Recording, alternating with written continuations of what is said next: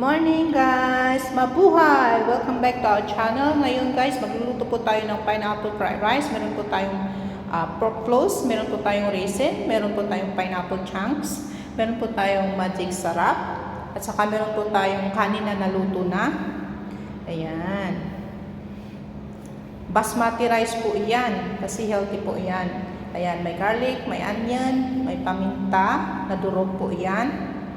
Yung ating mixed vegetable, oil, meron din po tayo na slice na chop na chicken. Meron po tayo, ito po yung ating star ngayon, pineapple rice paste. At saka meron po tayong fried garlic po, toppings po yan. At saka yung ating spring onion, guys. Ayan, yan. Magigisa na po tayo ng ating manok.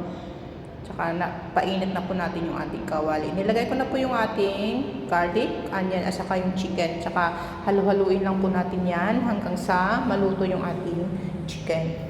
Yan. Tsaka ilagay na po natin yung ating mixed vegetable. At saka kunting halo-halo lang guys. Yan. Yummy. Colorful. Colorful po yan mga guys. Yan.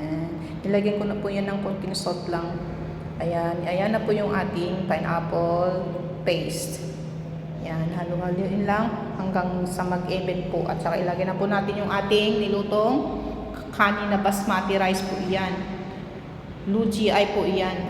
Ayan. Halo-haloin lang po natin habang para mag-even po yung ating paste doon sa kanin. At saka nilagyan ko na po yan ng pamintang durog, guys. Ayan. Lagay ko na po yung ating pineapple chunks. Halo-haluin. Ayan. Hanggang sa mag-ano siya. Hanggang sa maluto na rin yung ating pineapple.